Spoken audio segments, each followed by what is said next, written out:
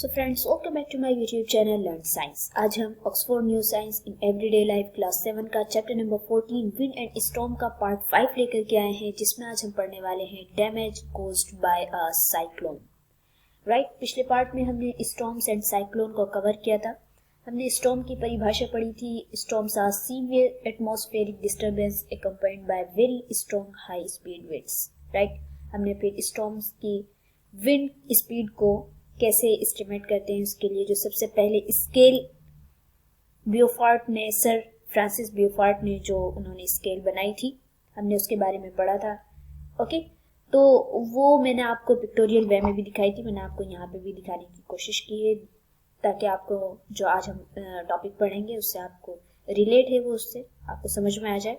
उसके बाद हमने साइक्लोन के बारे में पढ़ा था कि साइक्लोन या हरिकेन्स जो हैं ये ओशंस पर डेवलप होते हैं और इक्वेटर के पास ज़्यादा होते हैं। फिर हमने ट्रॉपिकल स्टॉर्म के बारे में पढ़ा था कि जब विंड की स्पीड 64 किलोमीटर पर आवर से ज़्यादा हो जाती है तो ट्रॉपिकल स्टॉर्म्स आते हैं। हमने इस पार्ट को बहुत अच्छे से डिटेल में पढ़ लिया है। आई होप आपको समझ में आ गया होगा। अगर आपने पढ़ लिया है, नहीं पढ़ा है तो आप जाइए, जा करके पढ़िए ताकि आज का जो टॉपिक है वो आपको ज़्यादा अच्छे से समझ में। ओके, चलिए आज का टॉपिक स्टार्ट करते हैं। आज का टॉपिक है हमारा damage caused by a cyclone.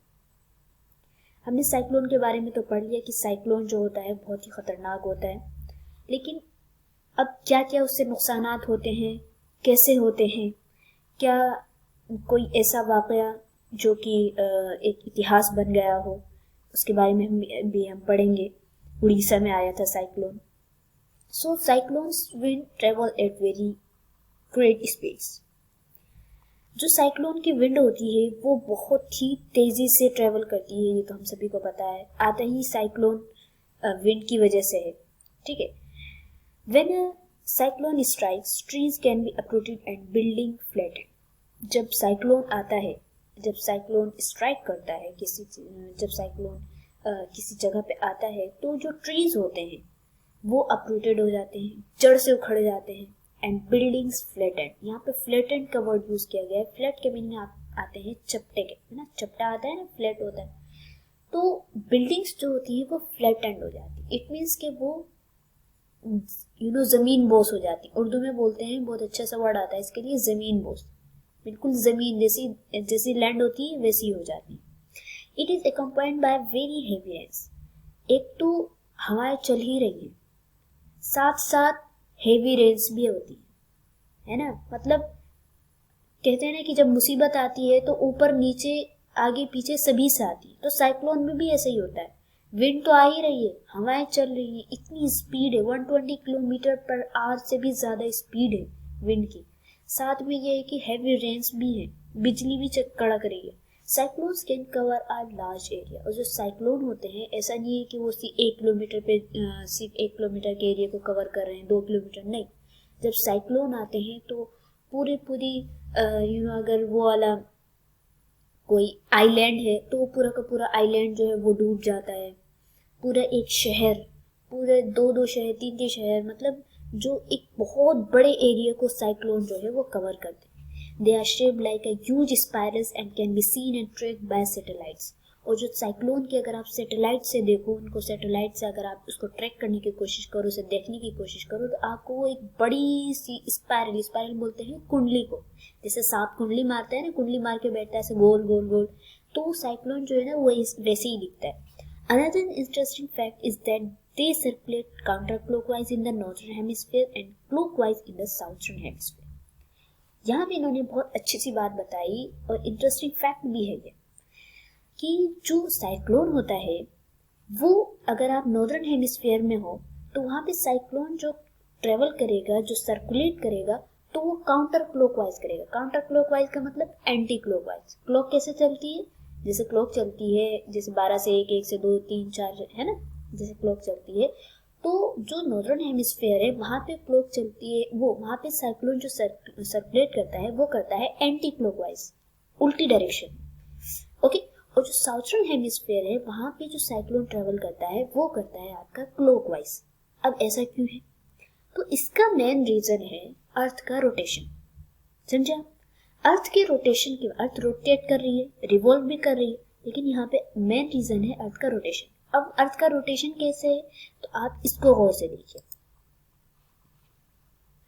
देखिए यहाँ पे सबसे पहले इन्होंने दिखाया कौन सा एरिया, ये देखिए, अगर ये देखिए यहाँ पे ये जो है अर्थ रोटेट कर रही है, कैसे रोटेट कर रही है, अर्थ रोटेट कर रही है वेस्ट टू ईस्ट, समझे आप, वेस्ट टू ईस्ट रोटेट कर रही है। वेस्ट टू ईस्ट रोटेट कर रही है तो अगर आप साउथ यानी नॉर्थ से देख रहे हैं, ऊपर से देख रहे हैं, तो आपको कैसे दिखाई दे रही है, एंटी क्लॉकवाइज दिखाई दे रहा है कि नहीं। ये जो अर्थ रोटेट कर रही है ये एंटी क्लॉकवाइज दिख रहा है आपको। अगर आप नॉर्थ से देख रहे हो अर्थ रोटेट कर रही है, अर्थ बिल्कुल मतलब वैसे ही रोटेट कर रही है जैसे आपको रोटेट करना है, वेस्ट टू ईस्ट। लेकिन अगर आप नॉर्थ से देख रहे हो तो आपको दिख रहा है ये एंटी क्लॉकवाइज, और जब आप साउथ से देख रहे हो तो आपको देख रहे हो, आप गौर करो तो ये क्लॉकवाइज डायरेक्शन है कि नहीं, ये नॉर्थ हो गया एंटी क्लॉकवाइज। और अगर साउथ से देखो आप इसी अर्थ को तो ये कैसे ट्रेवल कर रही है, क्लॉकवाइज।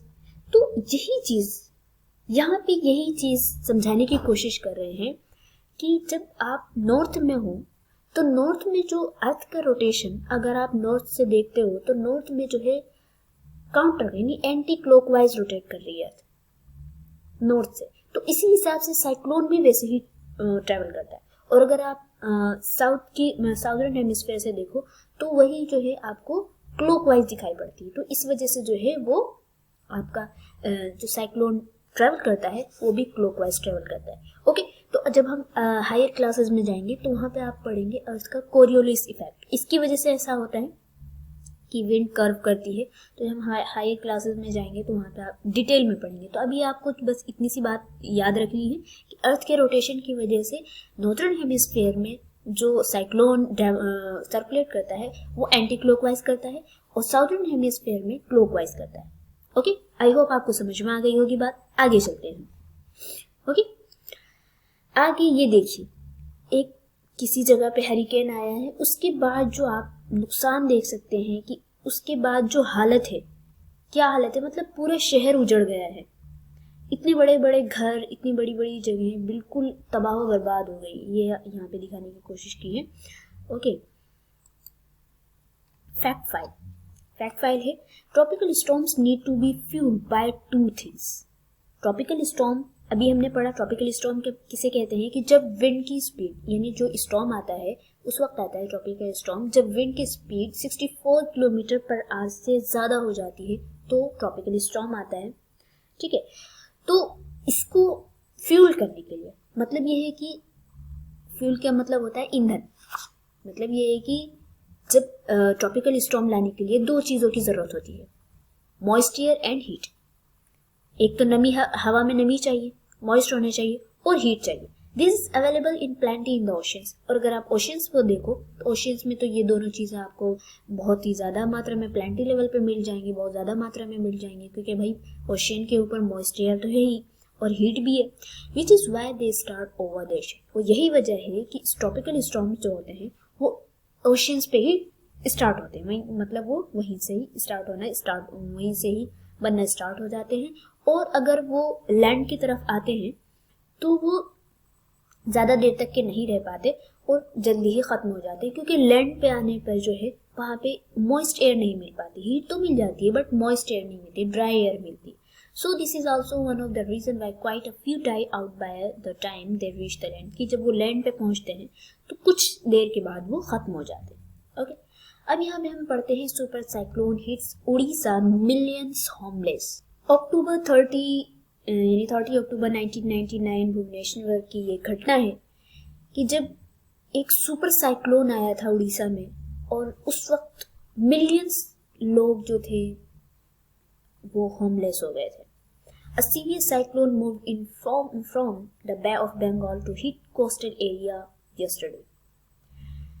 यहाँ पे जिन्होंने भी ये बात लिखी है तो उन्होंने ये बात बोली कि एक बहुत ही खतरनाक साइक्लोन कल के दिन, जिन्होंने भी लिखी बात तो उन्होंने बोला कि कल एक बहुत ही खतरनाक साइक्लोन जो कि बे ऑफ बंगाल से उठा और उसने जो है उड़ीसा के कोस्टल एरिया को हिट किया। This is so called super cyclone with wind speeds of over 250 km per hour has left 1.5 million people homeless and the death toll is believed to be as high as 10,000. ये जो cyclone आया था तो उसमें जो उसकी speed थी, wind की स्पीड थी, वो 250 किलोमीटर पर आवर से ज़्यादा थी। समझ सकते हैं आप कि जब 120 किलोमीटर पर आवर जब पहुंचती है स्पीड, जो हमने ब्यूफोर्ड स्केल पढ़ी थी, तो ब्यूफोर्ड स्केल में जो उन्होंने सबसे लास्ट में जो हरिकेन में विंड की स्पीड बताई थी, वो बताई थी उन्होंने ओवर 120 किलोमीटर पर आवर। समझे? तो अगर यहाँ पे ये देखिए कि इस साइक्लोन की जो स्पीड थी में जो विंड की स्पीड थी वो थी 250 किलोमीटर पर आवर। सोचिए कि कितनी ज़्यादा विंड की स्पीड होगी। जब ऐसा साइक्लोन आया तो उसने 1.5 मिलियन लोगों को होमलेस कर दिया और डेथ की तो बात ही मत पूछिए। यहाँ पे तो इन्होंने 10,000 लिखा हुआ है, लेकिन अगर रियलिटी में देखें तो 10,000 क्या, 1 मिलियन का मतलब सोचिए, 1.5 मिलियन का मतलब ये है, 1 मिलियन होता है आपका 10 लाख, ठीक है, 1.5 यानी 15 लाख लोग। अब ये तो एक इन्होंने आंकड़ा बता दिया हमें, तो रियलिटी में अगर आप देखो तो कितना ज़्यादा नुकसान हुआ होगा, कितने ज़्यादा लोग मरे होंगे।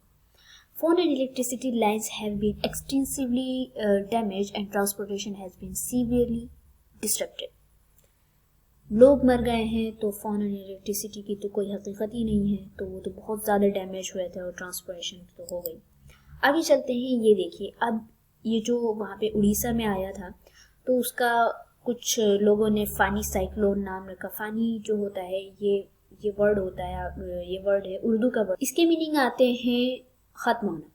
ख़त्म का मतलब एकदम कुछ भी ना छोड़ना, एकदम बिल्कुल फ्लैट कर देना। तो फानी साइक्लोन बहुत सारे लोगों ने नाम रखा, बहुत सारे लोगों ने इसको किलर साइक्लोन बोला। और यहाँ पे एक लाइन लिखी हुई थी, anemometer fail to read wind speed of Orissa, कि जो उड़ीसा में जो सुपर साइक्लोन आया था उसमें एनीमोमीटर जो था, एनीमोमीटर के ज़रिए से हम विंड स्पीड को मेज़र करते हैं, ये बात हमने पढ़ी भी थी, ठीक है। वो भी विंड स्पीड को रीड करने में फेल हो गई थी, मतलब इतनी ज़्यादा स्पीड थी। समझ में आ रहा है? यहाँ पे पीछे तो हमने पढ़ लिया कि 250 किलोमीटर पर आवर से अबव, है ना। तो ये देखिए कुछ उस टाइम की ये पिक्चर्स ली गई थी 1999 में। आप देख सकते हैं कितना ज़्यादा नुकसान हुआ है लोगों का। ओके, आई होप कभी ऐसा ना आए हमारी जगहों पे। टोर्नेडोज, आगे हम पढ़ते हैं टोर्नेडोज। हिंदी में बोलते हैं टोर्नेडोज को बवंडर। अगर आप बालवीर का शो देखते हो, ओल्ड बालवीर जो था, तो उसमें बवंडर परी भी आई थी। उसमें आपने देखा वो जो एक हवा चलती है, बहुत ही एकदम उसकी शेप जो होती है, वो बवंडर जो होती है उसकी शेप होती है आपकी फनल टाइप की शेप होती है। फनल कीप को बोलते हैं, जिसमें नीचे वाला एरिया बहुत नैरो होता है और ऊपर का एरिया बहुत चौड़ा सा होता है। तो टोर्नेडोज यानी उन्हीं को ही बोलते हैं। So a tornado is a violent spinning storm typically shaped like a funnel with the narrow end on the ground. Tornado जो है ये एक बहुत ही हिंसक स्पिनिंग स्टॉर्म है जिसकी शेप जो होती है वो फनल की तरह होती है और जो ग्राउंड के साइड, नीचे ग्राउंड जो की जो साइड होती है वो बहुत ही नैरो होती है। आई होप आपने देखा ही होगा। ये देखिए, ये एक आदमी है, मुझे तो ये आदमी बेवकूफ़ी लग रहा है, क्योंकि ये इसके सामने इस तरह की हरकत तो बिल्कुल ही नहीं करना चाहिए। मैंने आपको ये चीज़ मैंने इसी वजह से लगाई है कि कभी ऐसा हो लाइफ में तो कभी ऐसा करने की कोशिश मत करिएगा। ओके, तो आप यहाँ पे ये देख रहे हैं, ये ना इसके मतलब नीचे जो होता है ये फनल टाइप का था, ऊपर से बहुत ऊंचा सा होगा, बिल्कुल बड़ा सा उसका मुंह होगा, और नीचे जो होगा एकदम नैरो होगा। ओके, और ये वाटर स्पॉट है, इसके बारे में आगे हम पढ़ेंगे। So tornadoes develop from thunderstorm and form mostly on land. Tornadoes जो हैं वो थंडरस्टॉर्म से डेवलप होते हैं जब आंधी तूफान आते हैं बहुत ज़्यादा, और ये मोस्टली लैंड पर होते हैं। और वो भी कौन सी लैंड? डेजर्ट वाली लैंड, जो जहाँ पे डेजर्ट वाले एरियाज होते हैं वहाँ पे जब हवाएं चलती हैं तो वहाँ पे चूँकि कोई भी अटकन पटकन नहीं होती, मतलब ये कि बीच में कोई पेड़ वगैरह नहीं होते हैं, कोई मकानात नहीं होते हैं, बहुत खुला हुआ एरिया होता है। तो जब वहाँ पे हवाएं चलती हैं बहुत ज़्यादा तो वहीं पे ये बवंडर जो है वो डेवलप होते हैं। Tornadoes form of sea are called water spout, और जब ये सी पर, समंदर पर जब ये बनते हैं, ओशंस पर बनते हैं, तो हम उन्हें बोलते हैं वाटर स्पॉट। ओके, ये देखिए आप, ये जब ये एक समंदर पर बन रहा है तो ये वाटर स्पॉट कहलाता है, और जब ये लैंड पे बनता है तो हम उसे बोलते हैं tornado. Okay, they are most violent small scale storm on the earth. ये भी बहुत ही मतलब स्मॉल स्केल का ही होता है, लेकिन बहुत ही ज़्यादा खतरनाक होता है, बहुत ज़्यादा हिंसक होता है। द फर्स्ट स्वेलिंग विंड में reach speeds of over 50 kilometre per hour. जो पहली स्वेलिंग विंड जो रिकॉर्ड की गई थी, तो उसकी स्पीड जो थी विंड की वो 500 किलोमीटर आवर थी। समझे? मतलब अगर 120 किलोमीटर पर आवर से ज़्यादा अगर हरिकेन की स्पीड हो जाती है तो सब चीज़ तबाह कर देती है। और ये जो टॉर्नेडो होता है, इसमें जो विंड की स्पीड होती है वो तो 500 किलोमीटर पर आवर से होती है, destroying virtually everything in their path. जो भी चीज़ इनके रास्ते में आती है हर चीज़ को बर्बाद कर देती है। इवन कि अगर इनके रास्ते में जो भी चीज़ आती है, मकान आए, बिल्डिंग्स आए, कितनी भी बड़ी बिल्डिंग्स आए, कितनी भी बड़ी कार, ट्रक, कितना भी लोडेड ट्रक हो, सब चीज़ को ये घुमा करके एकदम अपने साथ ही बिल्कुल चटनी बना देती है। Unlike hurricanes, tornadoes are usually narrow. अगर हरिकेन्स की बात करें तो हरिकेन्स हमने देखा कि साइक्लोन जो होते हैं वो तो बहुत ही बड़ा, हमने कि बहुत ही बड़े बहुत लार्ज एरिया कवर करते हैं, लेकिन जो टॉर्नेडोज होते हैं ये यूजुअली नैरो होते हैं, अबाउट 0.5 किलोमीटर वाइड। इनकी चौड़ाई जो होती है वो ज़्यादा से ज़्यादा 0.5 किलोमीटर होती है। ठीक है, मतलब ये है कि आधे किलोमीटर से ज़्यादा नहीं होती, लेकिन कभी कभी ये जो है 20 किलोमीटर से भी ज़्यादा ये जो है क्या कहते हैं, बढ़ जाते हैं। लेकिन ये हमने तो साइक्लोन के बारे में पढ़ा कि भाई वो तो पूरे शहर को ख़त्म कर देते हैं, लेकिन ये भी ये भी बहुत ख़तरनाक होते हैं, लेकिन इनकी जो चौड़ाई होती है वो कम होती है। ठीक है, इतनी नहीं होती। आप इसमें भी देख सकते हैं कि ये देख लें कि अगर इनके अंदर कोई चीज़ ये घूमते, ऐसा नहीं है कि ये सिर्फ एक ही जगह आपको दिख रहा है, ये जो ना चलते हैं बिल्कुल, ये एक जगह यहाँ से कहीं से उठेंगे, वहाँ से घूमते घूमते घूमते घूमते घूमते घूमते पूरे शहर को ये कवर कर लेते हैं। ठीक है, सो आई होप आपको समझ में आ गया होगा। चलिए आगे चलते हैं। Safety measures during a storm. अब एक स्टॉर्म अगर कहीं पे आने वाला है तो उससे पहले हमें क्या क्या करना चाहिए, या अगर कहीं स्टॉर्म आ चुका है तो हमें सावधानी क्या क्या बरतनी चाहिए, क्या क्या हमें पहले से इंतजाम कर लेने चाहिए अगर कहीं पे वार्निंग दी गई है, इसके बारे में हम पढ़ते हैं। When a cyclone storms moves towards land it comes with heavy rains. जब साइक्लोन स्टॉर्म लैंड पे आता है तो ये बहुत ही हेवी रेन्स के साथ आता है। हमने पढ़ा स्ट्रॉन्ग विंड्स, बहुत ही खतरनाक विंड्स होती है, एंड हैवी हाई वेव्स, और इसके साथ ही हाई वेव्स होती है। The high waves called storm surge, और इन हाई वेव्स को बोलते हैं हम storm surge, are very dangerous and people should stay away from the ocean during a cyclonic storm as they can be washed away। जब ये storm surge आती हैं तो ये बहुत ही खतरनाक होती हैं। साइक्लोन भी आता है तो बहुत ही खतरनाक होता है। तो जो लोग ओशन के पास हैं, जिनका घर ओशंस के पास है, समंदर के पास है, बीच के पास है, तो उनको चाहिए कि वो वहाँ से हट जाएं, दूसरी जगह चले जाएं जहाँ पे गवर्नमेंट ने कोई शेल्टर होम बनाया या कुछ ऐसा बनाया, तो वहीं पे चले जाएं, वरना वो उनको अपने साथ बाहर ले जाएंगे। स्टॉर्म सर्ज के लिए बोलते हैं तो आप ये देखिए, ये नहीं बोलते हैं, ये है स्टॉर्म सर्ज। ये आपने मूवीज़ में देखा होगा, या मुंबई वगैरह जाएं तो वहाँ पे आपको ये स्टॉर्म सर्ज का, वहाँ पे इतने लार्ज स्केल में तो नहीं आता, लेकिन जब भी आता है तो पूरे शहर में पानी आ जाता है। तो ये जो लहरें उठती है ना समंदर की, इन्हें बोलते हैं हम स्टॉर्म सर्ज।